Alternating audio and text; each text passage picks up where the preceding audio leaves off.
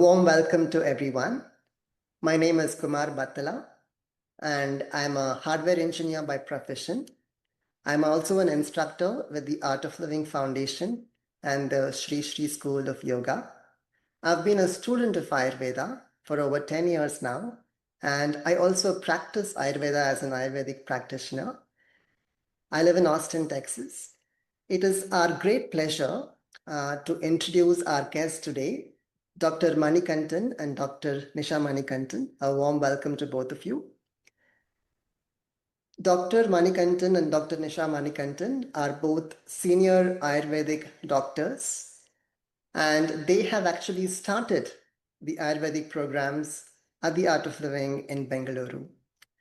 Dr. Manikanthan also is a trainer of satsang singers at the Art of Living International Center in Bengaluru, and he's known for his incredible voice and musical abilities. Dr. Nisha Manikanthan is the chief consultant for the Cancer and Diabetes Care Program at the Sri Sri College of Ayurvedic Science and Research Hospital in Bengaluru, and she travels the world raising awareness of Ayurveda, healing people through Ayurveda, and teaching the Art of Living programs. It is an honor to have both of you today on this talk. I would like to get started by asking you to share what does blessing mean to you in general, and especially as healers, what does blessing mean to you? You can go on this and start. Yeah, blessing. Blessing is when you feel the abundance in life. Things are granted to you. Things you receive before time and more than enough.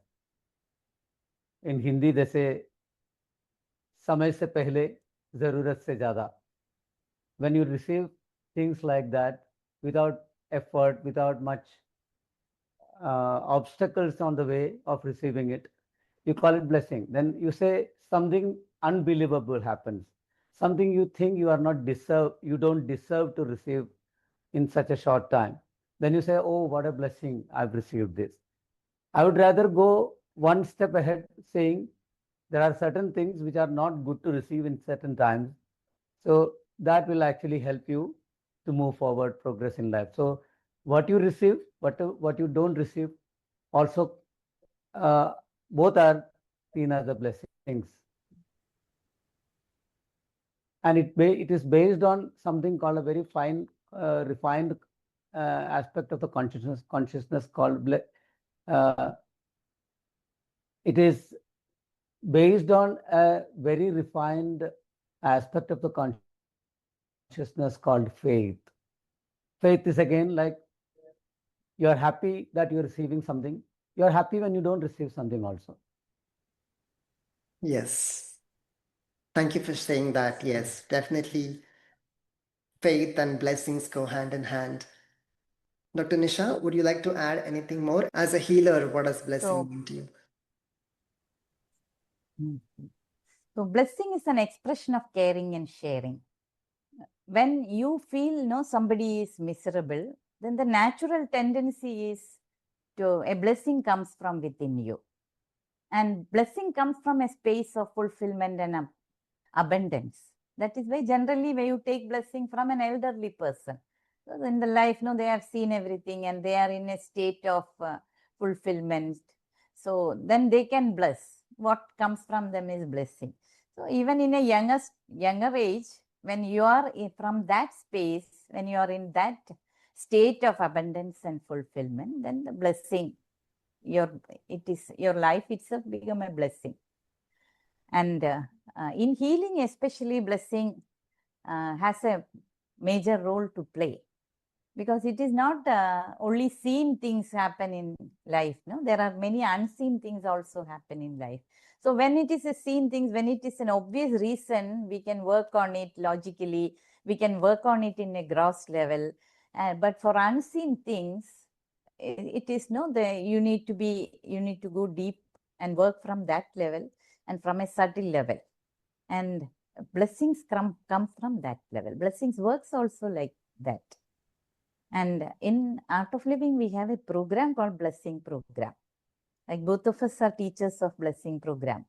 And there people, when they come for the program, through the intense processes and the whole program, that transformation happen within people. All the stress in the mind is removed, and wherever the thoughts are stuck, that is removed by this intense program, and people go very deep, and they go to a state where it is very easy for sharing, caring, and the blessing to come. Absolutely. That is so beautiful. As an Ayurvedic practitioner myself, I relate to what you're saying, the subtleness in the blessing, both in diagnosing as well as in healing. Thank you for sharing that. You both must have seen many stories of healing and grace and blessings during your practice with Ayurveda. Do you have any stories to share with us?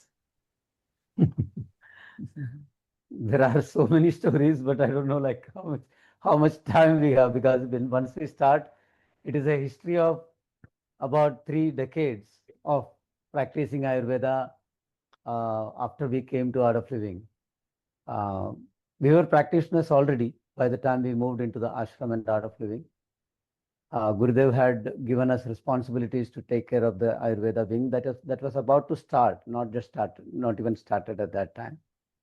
Then when we came there was no setup, obviously. Nothing has been started. So some doctor had kept medicines, 1 or 2 bottles of tablets, boxes of tablets or something like that. We had to start from there. So we had to have faith, and we had to really rely on the blessing to work more than the medicine, because not sufficient medicine, no sufficient facilities, nothing was there actually.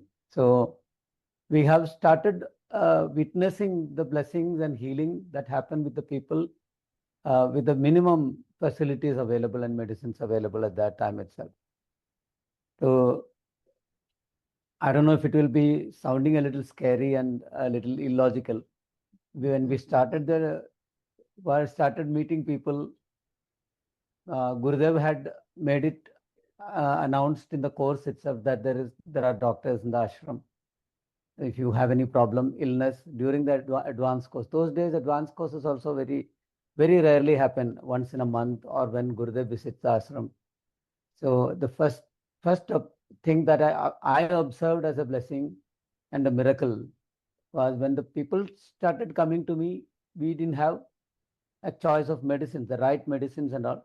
But something close to the requirement we used to give. Then I always used to remind them, pray to Gurudev and say Jai Gurudev before you take the medicine. And I know it is not the ideal medicine, and the dosage also I am giving, because there is no other way. But fortunately, something that is close to the requirement. And it started working like miracles. So I started witnessing something called blessing in that time, that was my first experience. And then it started happening again and again. Then blessing became a very common thing in our life with us and with our patients also, it was wonderful. Ayurveda is the ancient science of well-being and healing. The word Ayurveda means the science of life.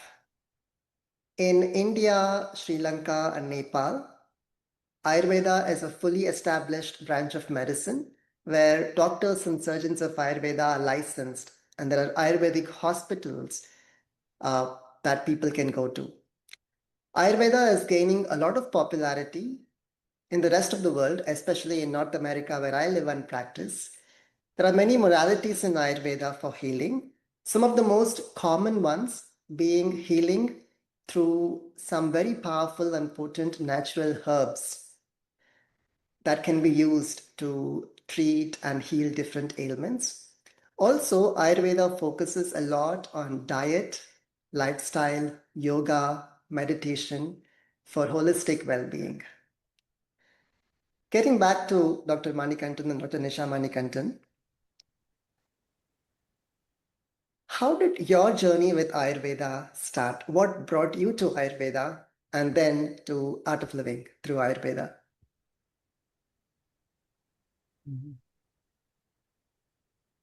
So we are Ayurveda graduates from the Kerala University, and Kerala is like at the southern part of India. Ayurveda is a mainstream medicine. So people use a lot of Ayurveda, and there are a lot of Ayurvedic Vaidyas, traditionally Vaidyas are there, and Ayurveda colleges are there, a lot of Ayurveda doctors practice. So this is our background. And we graduated because there were Ayurveda Vaidyas in the family also. And naturally, they want to keep the Ayurveda strong. So that is how we started Ayurveda. But and then we practiced Ayurveda before we came to Art of Living. We had clinical practice and we had Panchakarma practice. So we were totally into clinical practice for 2-3 years before coming to Art of Living. And then when we came to Art of Living, when we met Gurudev, the founder of Art of Living, Sri Sri Ravi Shankarji, and he has given us a responsibility to bring about Ayurveda in Art of Living. And that was a more happening journey.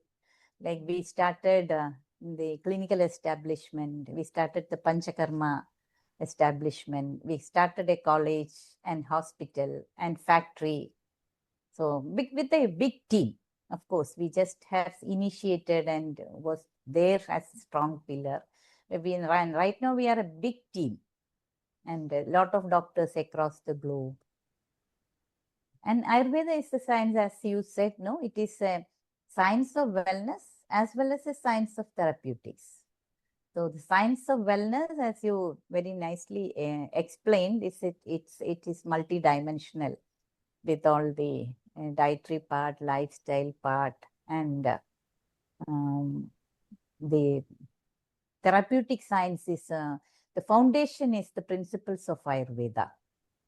And everything in Ayurveda, it is not only a herbal medicine, everything has a principle which we base on to treat.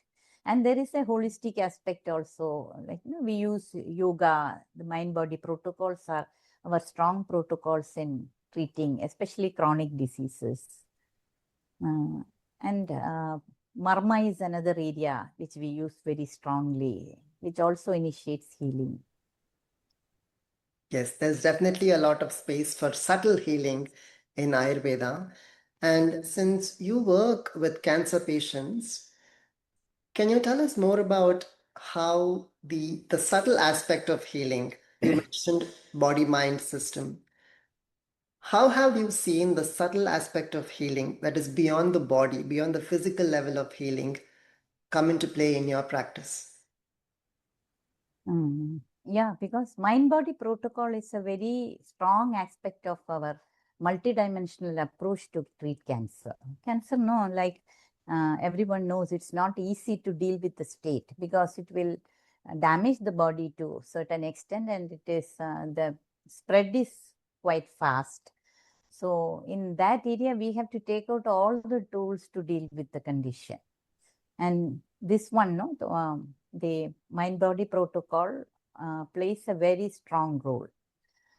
And also blessing also, as you said, no, the patients need a lot of blessing, because here also same. Of course, we know what is the pathology, but beyond the pathology, there are certain influences which has stronghold in chronic condition, especially cancer.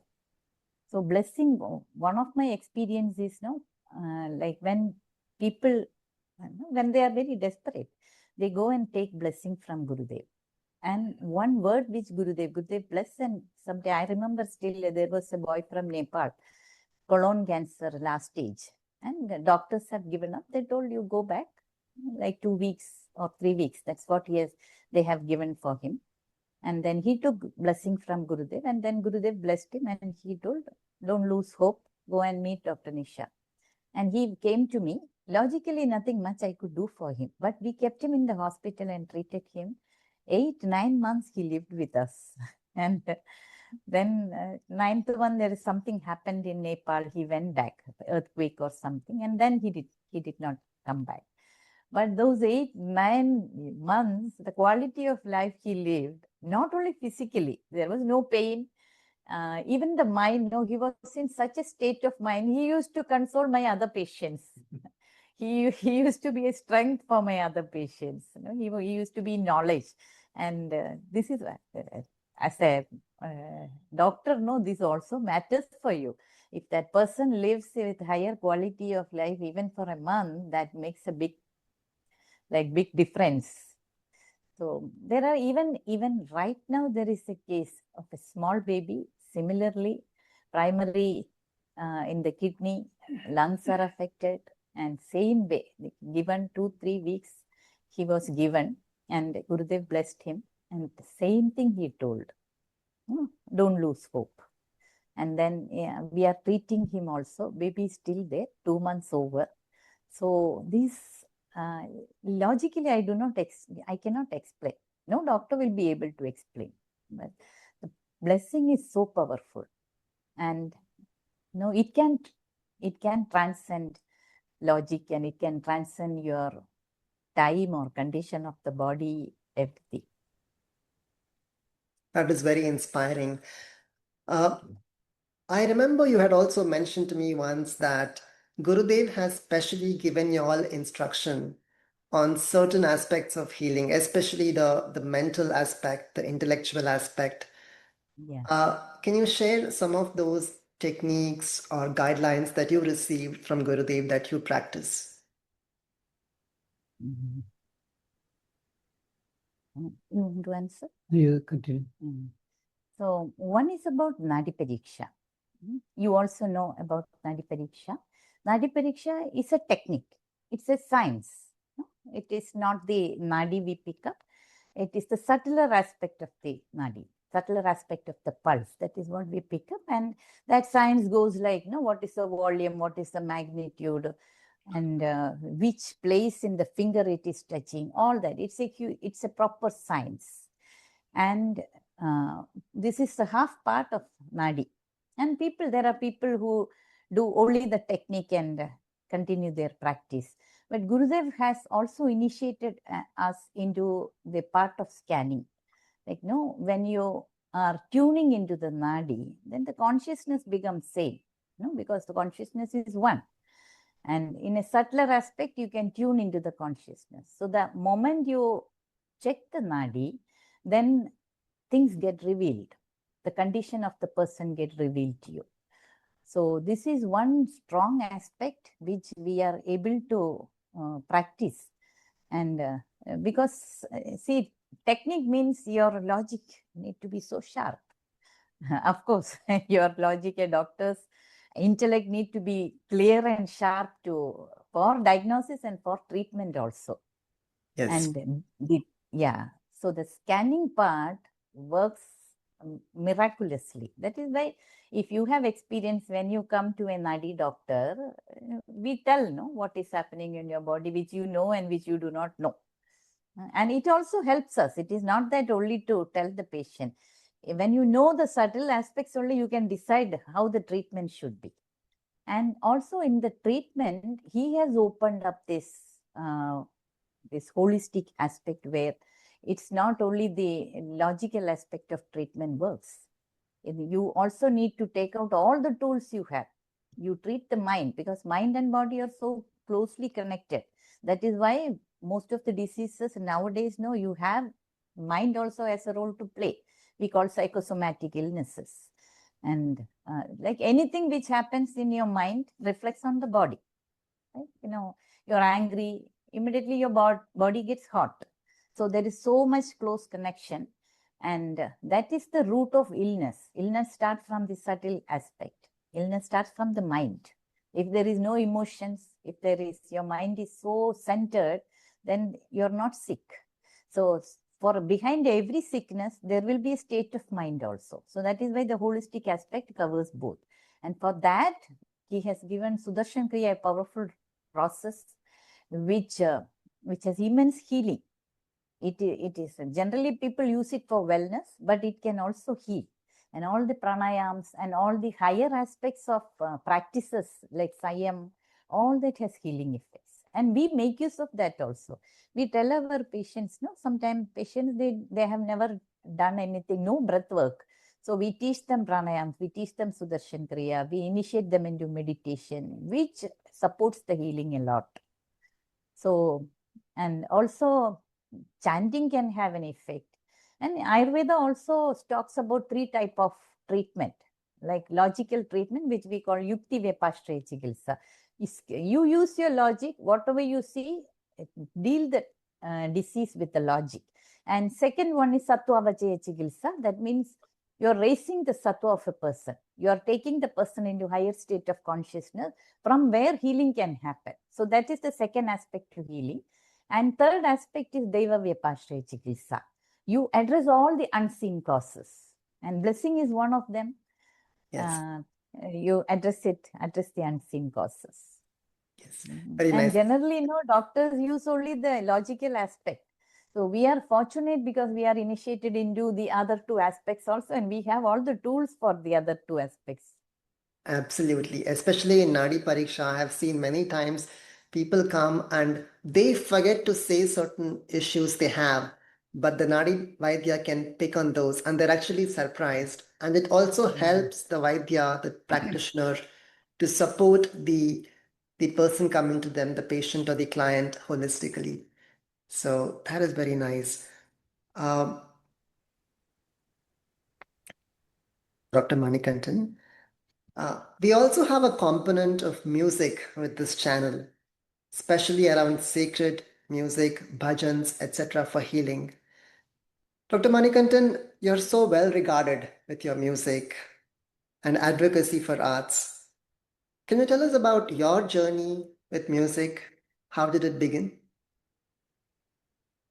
I had a passion initially because I am also from a background of musical. My family is very well, into music and arts. So I got the support in the childhood from my parents first. My father actually wanted me to become a professional singer without compromising on the academic studies of, those days it was considered as the purpose of education is to acquire a position in the society, all those things I couldn't compromise. But then somehow, fortunately or unfortunately, I could not pursue music as the only thing in my life. So I combined it with my academics and I came up with so many teachers, came across so many teachers, nice people who actually found the talent in me. They said, you have a big talent, don't lose it. So when I was going to other places for studies of Ayurveda and all, I found a good teacher there. And that teacher, when I came back, he suggested one of his best disciples to continue my studies in music training. So I was fortunate enough to receive a lot of training from very nice teachers. And that gave me a very wide uh, perspective about music. So I didn't get stuck to any one genre. Being a South Indian, you get stuck with one classical music called Dakshinā Indian Sangeetam. That is like the Carnatic music, South Indian music. Then you are not even familiar with the North Indian music, like Hindustani music. But fortunately, by the blessings, by the grace and blessings of Gurudev, by the blessings of my parents, I got to uh, uh, exposed to be exposed to different genres of music. So I didn't get stuck with any particular pattern. So that gave me a very wide and open outlook about music. So naturally, when I was visiting the temples in my childhood, I saw these bhajans happening in the temples, like, people sitting together. So I got attracted internally, but something was missing there. So I didn't want to be a part of that. because that was not the music that I was having in in me. I had a different uh, experience of music. So people were very serious. They were with a very long face, sitting like, in a pathetic expression. They were asking for blessings more than praise. The demands, all those things were visible in their singing and their performance. So I got informed about Art of Living satsangs through the course. The first ever satsang that I attended was not even conducted by a proper professional trained singer, but still there was something that I was looking for in that satsang. Satsang is that spiritual gathering with in traditional spiritual music. So I got attracted to that. Then when I moved into the ashram, I got the chance to attend the satsangs every day. Suddenly some tunes started coming to me, some composition started happening through me. Then as a singer and as a composer, I started going to places, different places in India and abroad, conducted my satsangs, and people started sharing their experiences. Many people have shared their experiences after so many years. They say, like, my first entry into the Art of Living path, the path of wisdom, was once I attended your satsang in my hometown, and that got me into the uh, experience of something that is much more than I can expect from the material world. So there is some experiences that has encouraged me, inspired me, and motivated me to walk on the path of music in this way. And it happens quite naturally without much effort, because music is part of everyone's consciousness. We only need to identify it and nurture it. The way, so everybody has their own music. It is not like this is one particular music that you have to subscribe to, then rest of the thing is not good or not applicable to you.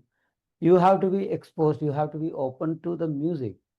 Music doesn't have any tags on it, like whatever that takes you within yourself.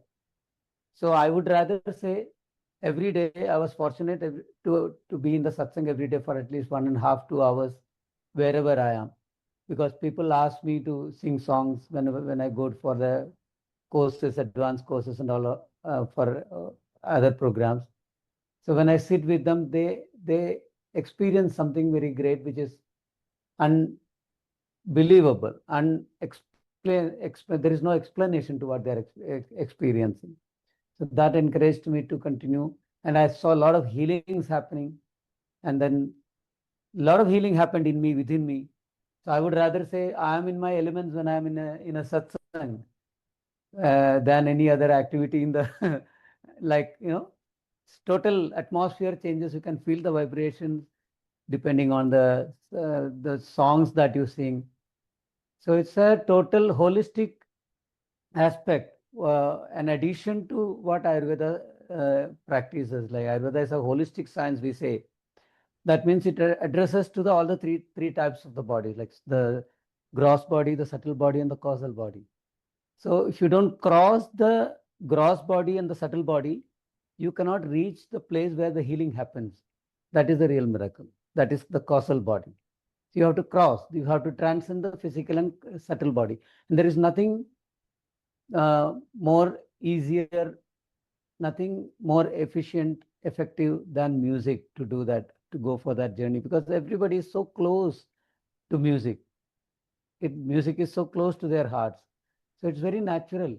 You just start singing in 3 minutes, 5 minutes time, you automatically transcend and reach the realm of healing. That is, very, very important. So those who miss group singing, we call it satsang, I'd say there is some misfortune in their life. They are not very fortunate. So I encourage people to come to the groups and sing in satsangs. That is the reason. And it's been wonderful. Yeah. So again, for the benefit of our audience, satsang, the word satsang literally means the company of the truth. In the art of living community, as well as in many other Indian communities, as well as other communities, satsang is usually an event, usually happening in the evening, sometimes in the morning as well, where a group of people come together and sing kirtan or bhajan, and also spend some time meditating and listening to wisdom that really is very uplifting. Oftentimes in Art of Living, we've heard stories of people just feeling healed and happy just by sitting in a satsang. So, what is it about this music? Like you also mentioned that there were people who were not great singers, yet the singing that they had, the group singing, had a very positive effect on them. So, what makes the kirtan singing, the bhajan singing, different from regular music? Why is it so uplifting? There are a few things. One is that the words that we use for the songs, in the songs, the lyrics of the songs, it is very, very much close to heart, and the mind knows the meaning, whether we know it intellectually or not, because it is just that experience. The word that means, the meaning goes with the experience of the mind. So we use most of the words in the song. In the songs will be either Sanskrit or some language close to Sanskrit. What happens is we might not have learned Sanskrit academically here in this life, but the Sanskrit is there. The mind, it is imbibed. It's embedded in the, imprinted in the mind, in the realm of the consciousness.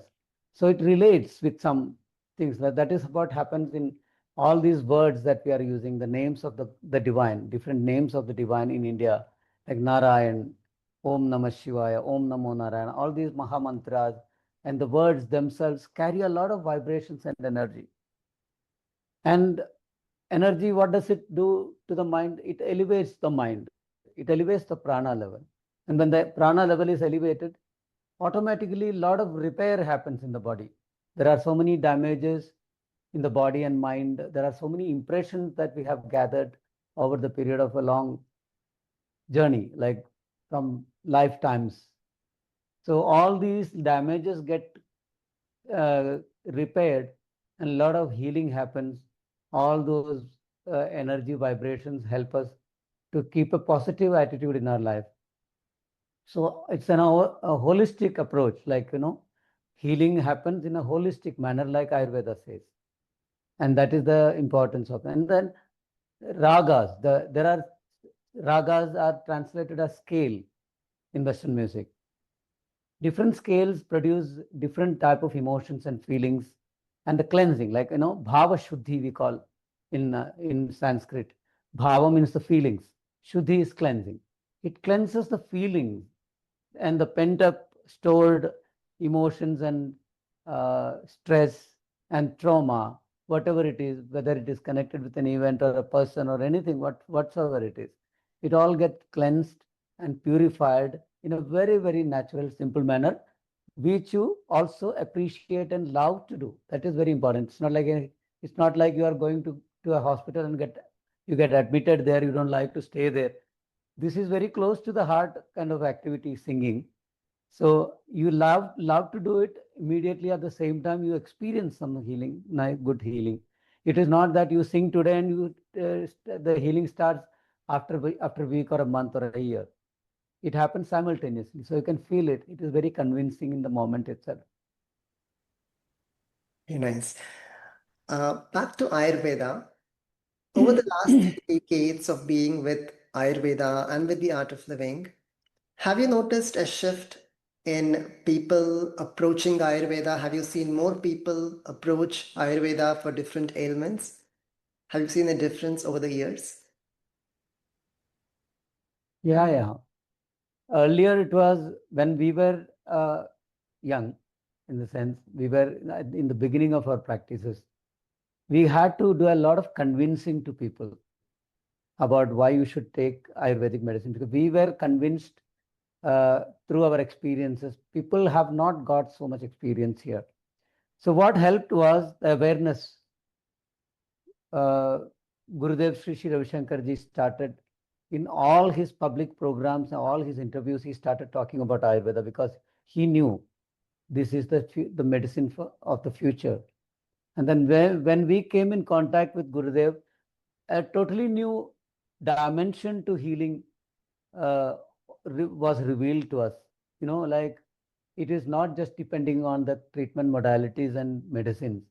It is something which is connecting the healing aspect in our within ourselves and our external aspects. So that was very important for us to have gotten a push from a person like Sri Sri Ravi Shankar ji. When Gurudev started talking to people, Rishinam yata chittanam vacham artho anudhavati. So when a rishi, when an enlightened soul, a Mahapurush speaks something, it gets translated as an experience to people. So we got a blessing like that. It was a blessing as an art of living Ayurvedic practitioner that somebody like Gurudev has been there with us all the time to promote uh, practice of Ayurveda for people. And we started talking to people, and then they got convinced about it. And now you can see the change. We have seen it in front of our eyes in the last 3 decades.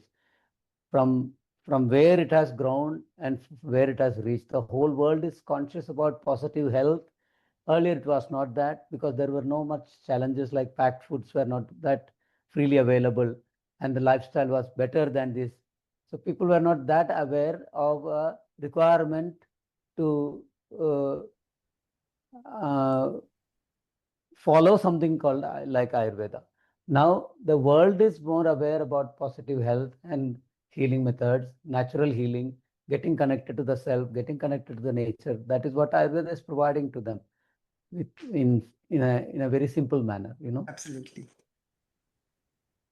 Yeah, especially since the COVID pandemic, I've seen an increased number of people coming to Ayurveda, believing in Ayurveda, and actually benefiting from Ayurveda. Absolutely. I would like to believe that Because the it best was days of Ayurveda are ahead of us. Yeah. yeah. Especially immunity, people became aware that your health is your responsibility. Doctors can't help you, government cannot help you. If you are immune, if you are healthy, then you can lead a better life. So, and Ayurveda is a science which helps you to do that. It's a science of wellness, it's a science of immunity, building up immunity, and it's a science which cures the condition inside out. Very nice. Actually, and we have a hospital. In our hospital, it's a 250 bed hospital where all kind of treatments are, like all kind of diseases are addressed. So, and it's like people from everywhere in the world come there. Yeah, and it was beautiful that you mentioned that according to Ayurveda, the healer is within. The healing happens through the healer that is within. Yeah. That is so nice. As we come to the end of this episode, what would be your advice for the upcoming generation of healers, Ayurvedic healers, or even other doctors, healers, healthcare professionals? What would be your advice to them? You see a person as a whole and then help that person to heal from within with whatever tools available. It can be medicine, it can be treatment, it can be strong breath interventions and meditation, and also the other powerful healing modalities like marma. And so when you are healthy, when you are well, there is a very intelligent way of maintaining the wellness, because your actions decide your quality of life. And to decide your actions, like what to eat, how to live, everything, Ayurveda supports you and helps you. And when you are not well, then there is an intelligent way to deal with that. And for that also Ayurveda helps. So take responsibility of your own health, and also take the help of all these experts across the world, the Ayurvedic experts. They are there like lighthouses to help. And find out the possibilities of yoga, pranayam, and meditation and this powerful Sudarshan Kriya and make use of that. Very nice. And all the healers, all the practitioners of health, any pattern, any system of health medicine it is, I would rather urge every health practitioner to learn the principles of Ayurveda, because we say it is holistic. How is Ayurveda holistic? It addresses every aspect of health and living. Ayurveda, the name itself is not a science of medicine, it is a science of life. There is a positive approach to life and living in the principles of Ayurveda. So, very basic example is like if you say food, then your routine, then comes the medicines in Ayurveda. So food is given very, very, very important place in Ayurveda. We start with Swastha Vrita and then goes to the Ayurveda. It goes to the Ayurveda, the treatment part of it, Atura Vrita. Swastha Vrita means the ways and principles of maintaining health and preventing an illness. That is the study that we start with in Ayurvedic studies. And then it goes to when you are sick, in spite of following it, maybe you are not able to follow 100%, then you get sick, then it comes, the treatment part comes later. So everybody should know about the maintenance of health, the principles of maintenance of health and prevention of diseases, as Ayurveda suggests. That will be a very good asset to any system of any branch of medicine anywhere in the world. That is very important. Thank you for sharing that. One other question for healthcare practitioners. I have seen this especially in the US and I'm guessing elsewhere in the world. There is so much stress and burnout in the doctor, in the healthcare practitioner community. There is so much that they are carrying that they are so burnt out. What would be your advice for self-care for doctors and healthcare practitioners across the world? Meditation and breath work, like pranayams.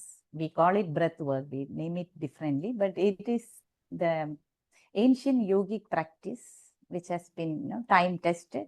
And even now, like certain pranayams, the way it heals, no medicine can heal. So practice pranayam and meditation, and also expand your vision. Every medicine branch will have its own strengths. So for a doctor, for a health practitioner, you always want your patient to get better. You want to give the best to your patient. That's why we all work in a big network, which I think someone else can treat it better. We tell, okay, you have to go to this person. He can treat this better. So if every practitioner have that aspect, then it is better for the human society. There is nothing better than attending to your breath. Nothing more effective than attending to your breath. If there is something to be released, like any stress, trauma, anything like that. So not just the patients, every patient, they have to do a little more of pranayams. Pranayam is so healing. There is no better modality of any treatment in any branch, including Ayurveda, than pranayams as far as a patient is concerned. So the doctor also gets something called the secondary trauma, secondary stress. That is, you accumulate some stress from your environment, from your patients also, because after all, we are all human beings. Our mind can be very, sensitive at times. It helps when you have a protection Shield. Shield. That is what pranayama and meditation provides to you. It's very important. It's really important for all healthcare practitioners to take care of themselves before they can take care of others. We always say, put on the oxygen mask first before you help others with it. Yes, sir. Absolutely. So thank you so much to both of you for joining us. It was truly a blessing to have you both. Namaste.